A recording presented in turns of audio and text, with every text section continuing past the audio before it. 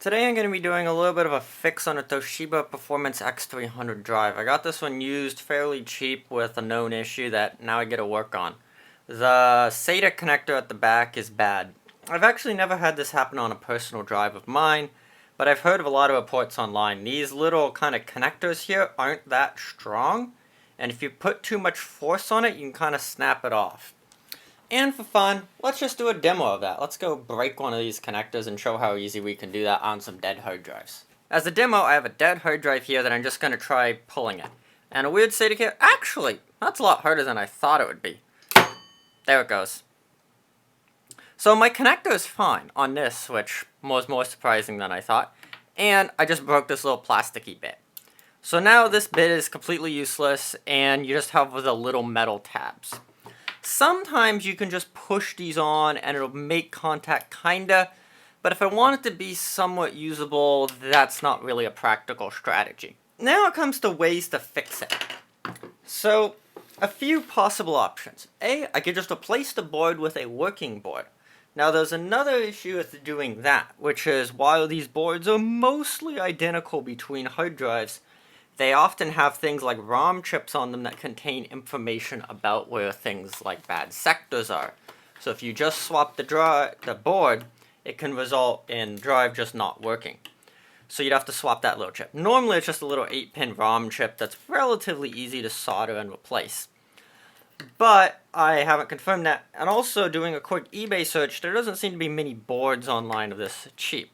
If this is a data recovery operation, they'd easily just buy another drive and write that cost as spent, because data recovery is very expensive, but in an attempt to get a cheapish drive working, I'm not going to do that. The other approach is to try to solder on a new connector.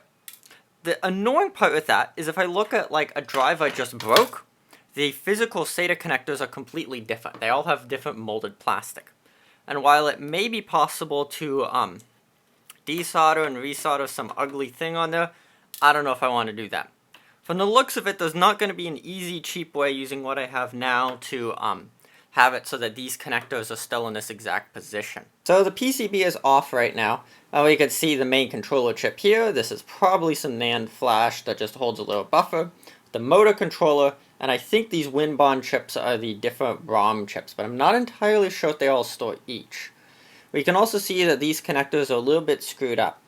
Unfortunately, looking through my drives, I don't believe I have an identical one with the exact same board layout. If I did, I could just desolder this and solder on, but let's go take a look in my dead drive pile. Unfortunately, it looks like these drives are the closest I can find to this style connector, but they still have these little in bits here. So it may be possible to cut and try replacing it. Let's go take another one of these guys apart and see if we can get the connector to possibly work. Because if I could desolder the connector, that would be awesome. The last way that I've thought of doing this, which is a bit worse and more ugly, but would technically work, is just take a cable like this and just solder it on. I'd probably cut off the end, strip the cables down, and solder it. You should only need 4 cables of SATA, but I have yet to confirm it, to my knowledge. Because the SATA data part is 7 cables, if I remember right, and 3 of them are ground, so the middle and the 2 outsides, and then the 4 other ones are send and receive pairs. The grounds shouldn't be needed, because assuming you're using the same power supply, you're already on the same ground level.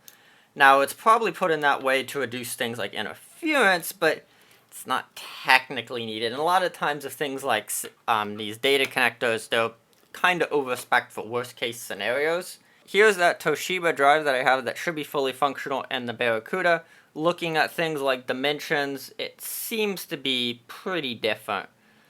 So I don't think we're going to do an easy swap here from what I can see. Yeah. The extra 4 pins you don't need. It's for some jumpers, and sometimes I've seen Apple do like temp sensors. But yeah, those pads look like they're different sizes. It doesn't look like it's going to fit easily. So we're going to give up on that idea. We're going to use this as a sacrificial SATA cable because it has weird ends and those are annoying.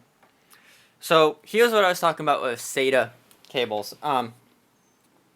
If you look at it, you can see how there's 2 groups of cables in it.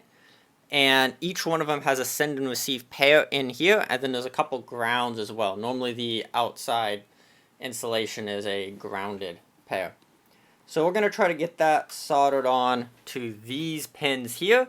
And the other big thing I'll have to worry about is making sure I tape them up properly so they can't touch each other, because that would cause issues. Now I've created this abomination. On one side is a standard SATA connector, on the other side is just the pins, been stripped out.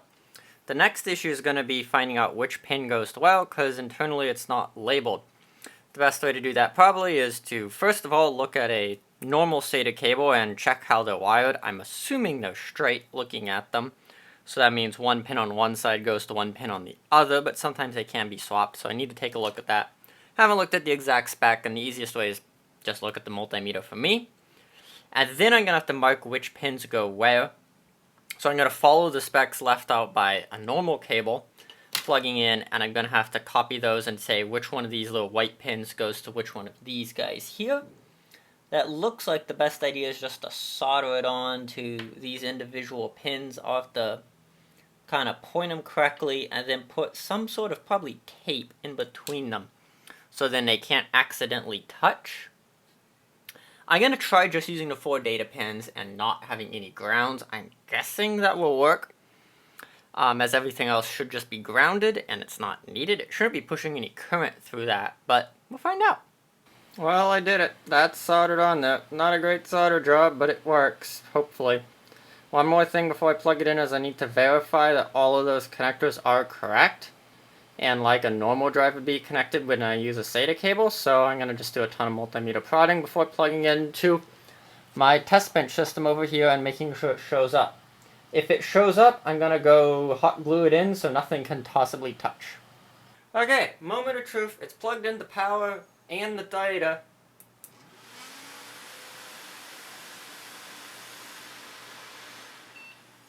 Okay, let's see if it shows up in the boot screen. Oh, come on.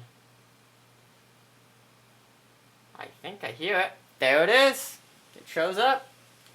And we're going to let it boot into Fedora, which I have on here, and see if it's usable. And now I'm curious what the smart data says.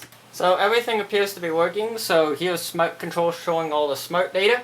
Power on hours are 2. So something tells me this is a basically brand new drive and the previous owner just broke it, putting it in there. Everything else seems to be nothing. There's no hours, no weird issues, pretty much 9 start-stop count. If I run a full disk read using DD, I'm getting about 217 megabytes a second, which is actually pretty impressive. These drives are fairly fast. So here's the hot glue. It should be enough so that the bending is done at the cable and not on the connector, so it hopefully lasts for a reasonably long period of time. The other thing I was careful about when gluing it was putting a little piece of circuit board in so the glue won't get to where the power connector is, since the power connector is fine. I hope you enjoyed this little look at trying to fix this drive and seeing how it goes. Hopefully this might be useful if you have to encounter a drive like this and need to fix it in the future. It's far from an optimal or recommended solution to make this work, but it does work and it will give you a working drive.